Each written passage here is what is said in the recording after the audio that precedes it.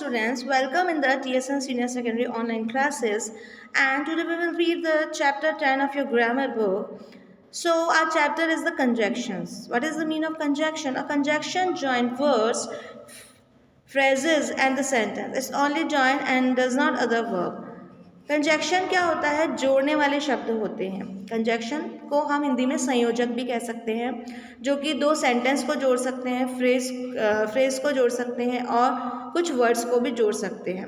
Conjunction वह word है जो कि वर्ड्स को जोड़ सकते हैं, सेंटेंस को जोड़ सकते हैं और एक फ्रेज में भी यूज़ आते हैं फ्रेज बनाने के लिए। ठीक है, अब वो किस तरीके से यूज़ होते हैं? जैसे कि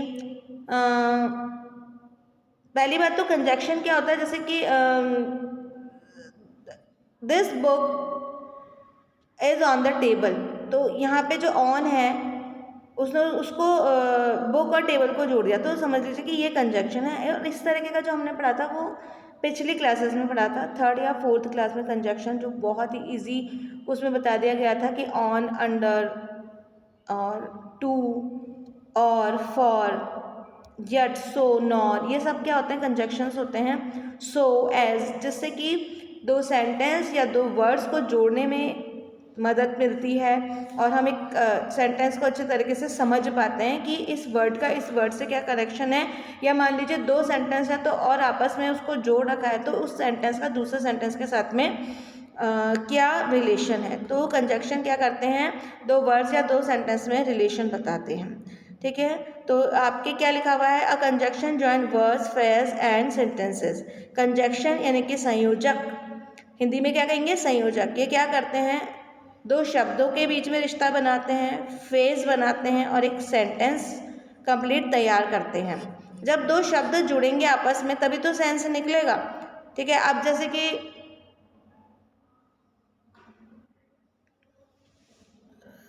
कुछ भी है, एक ग्लास ले लें, वाटर ले लें, तो अब ग्लास और वाटर से तो सेंटेंस नहीं बन जाएगा ना, इसके बीच में कुछ शब्द लगेंगे, कुछ वर्ड्स लगेंगे, तो उससे बनेगा। जैसे कि very little water in the जग, तो ये जो इन है वो भी एक संयोजक की तरह हो गया, कंजक्शन की तरह हो गया। तो इस तरह से कुछ वर्ड्स हैं जैसे कि एंड, बट, और, फॉर, टिल, इफ, देन, लेस्ट, इन सब से जोड़कर कई सेंटेंस बनते हैं और मीनिंगफुल सेंटेंस बनते हैं।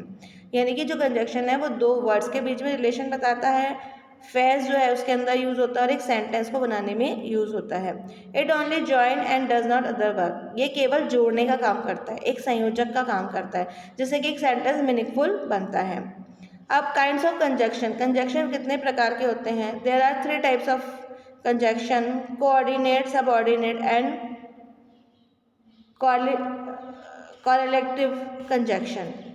फर्स्ट है coordinate conjunction. They join words, clause etcetera of equal rank. ये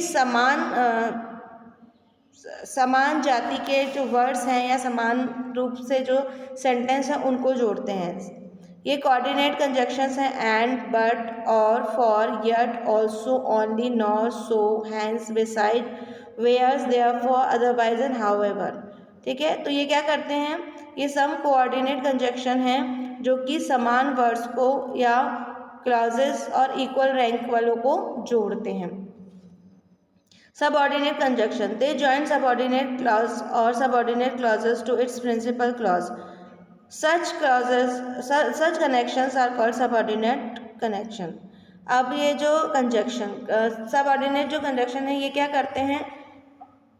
जो एक सेल्फ डिपेंडेंट सेंटेंस होता है वो तो बनाते ही हैं, साथ में उसको अधीनस्थ सेंटेंस से भी जोड़ते हैं। यानी कि दो सेंटेंस को जोड़ते हैं, दो सेंटेंस, एक तो सेल्फ डिपेंड और एक अधीनस्थ जो उसके ऊपर डिपेंड होता है, उन दोनों को जोड़ते हैं।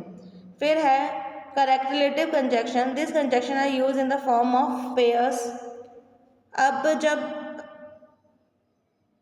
फ्रेज बनता है कोई तो उसके अंदर दो शब्द एक साथ यूज होते हैं, जैसे कि as, so as, such as, either or, neither nor, though that, although that, not only but also, no sooner than, both and, whether or, so that, hardly when, as so, scarcely when, the same as. तो ये जो है करेक्टलेटिव करेलेटिव conjunctions होते हैं जो कि एक phrase बनाते हैं और पेयर्स में यूज होते हैं, ठीक है, जिसमें कि दो शब्द एक साथ यूज होते हैं, नाइदर नॉर, आइदर और, बोथ एंड ऐसे सेंटेंस होते हैं ना फ्रेज वाले, तो उसमें ये जो कंजक्शन है वो यूज होते हैं। तो जो पहला हमने देखिए कंजक्शन क्या पढ़ा, संयोजक, केवल सेंटेंस को या वर्ड्स को जोड़ने के लिए काम में आता है।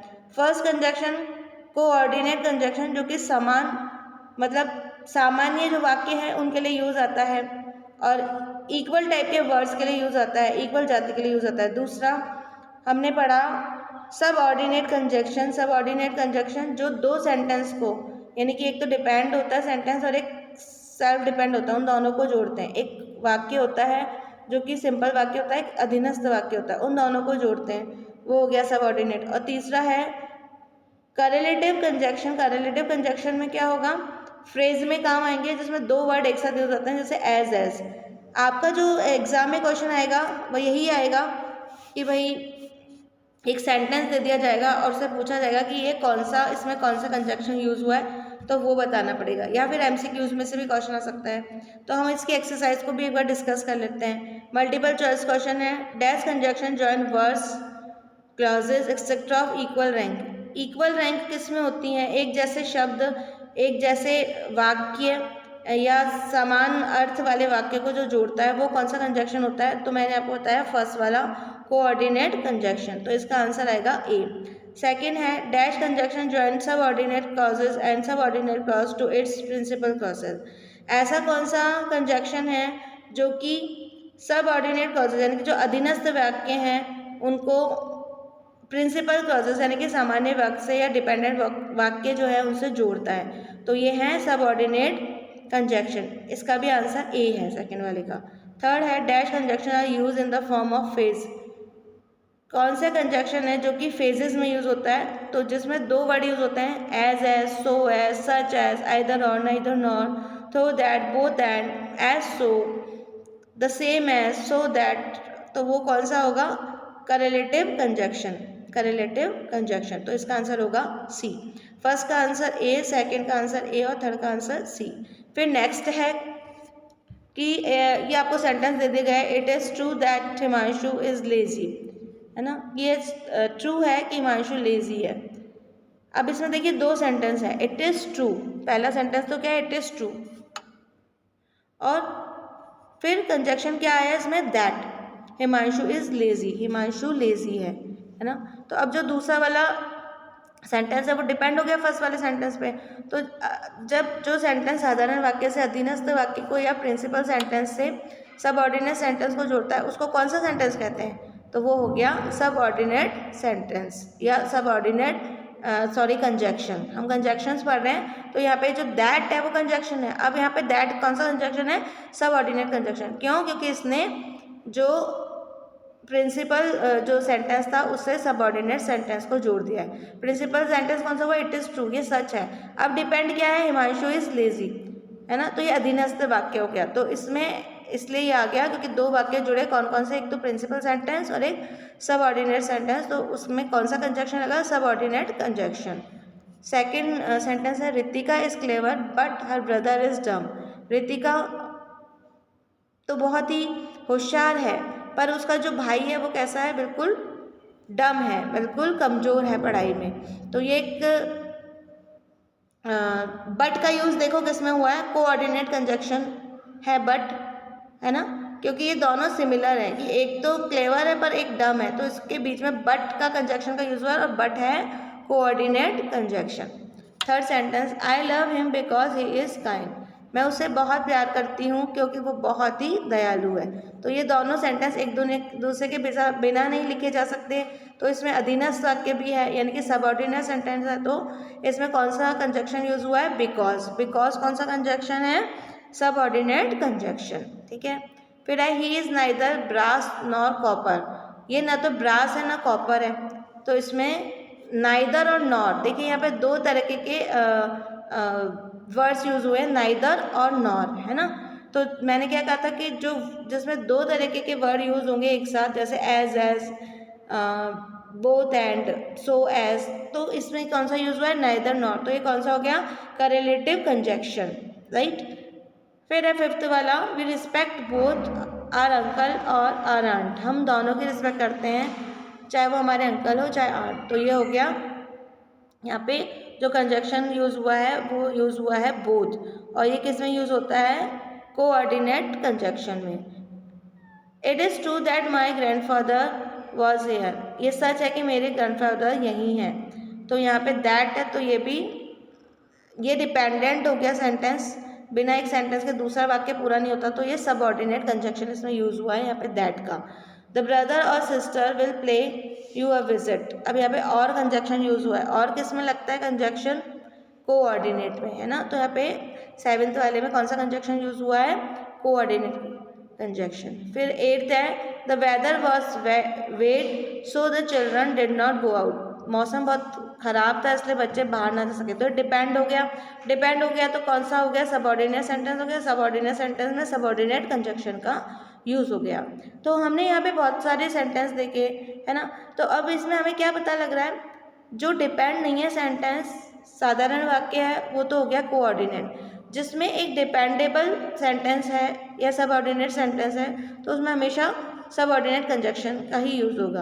और जिसमें फ्रेज है या दो वर्ड्स एक साथ हैं, जैसे नाइदर नॉर, आइदर और, एज, उसमें कौन सा कंजक्शन यूज होगा, करेलेटिव कंजक्शन यूज होगा। तो अब आपको समझ में आ गया होगा, हमने एक्सरसाइज को भी अच्छे तरीके से समझ लिया है और चैप्टर को भी समझ लिया कि कंजक्शन क्या होते हैं, जोड़ने वाले शब्द होते हैं, चाहे वो वर्ड से वर्ड को जोड़ें या फिर सेंटेंस से सेंटेंस को जोड़ें, राइट। तो conjunction join word, phrases and sentence, conjunction word को भी जोड़ सकता है, फ्रेजेस को भी जोड़ सकता है और दो सेंटेंस को भी जोड़ सकता है। कंजक्शन कितने टाइप के होते हैं, कंजक्शन 3 टाइप के होते हैं, कोऑर्डिनेट कंजक्शन, सबऑर्डिनेट और करेलेटिव कंजक्शन। कोऑर्डिनेट जो कंजक्शन होते हैं वो साधारण वाक्य में यूज आते हैं, सबऑर्डिनेट जो कंजक्शन यूज होते हैं वो दो वाक्य को जोड़ने में यूज होते हैं, एक तो प्रिंसिपल सेंटेंस से जो सबऑर्डिनेट सेंटेंस है उसको जोड़ने के लिए जो कंजक्शन यूज आते हैं वो सबऑर्डिनेट कंजक्शन यूज आते हैं। और थर्ड है करेलेटिव कंजक्शन, ये फ्रेज में यूज आते हैं, है ना। तो उसमें दो वर्ड एक साथ आते हैं, जैसे कि आइदर है, either or, neither nor, as. तो ये 3 टाइप के कंजक्शन हो गए, कोऑर्डिनेट, सबऑर्डिनेट और करेलेटिव कंजक्शन। अब ये जो चैप्टर है कंप्लीट हो गया है, इसकी एक्सरसाइज आपको बुक में ही सॉल्व करनी है। So do your work in proper time, neatly and very clearly, and submit your copy on time. And now your chapter is complete, so thank you so much.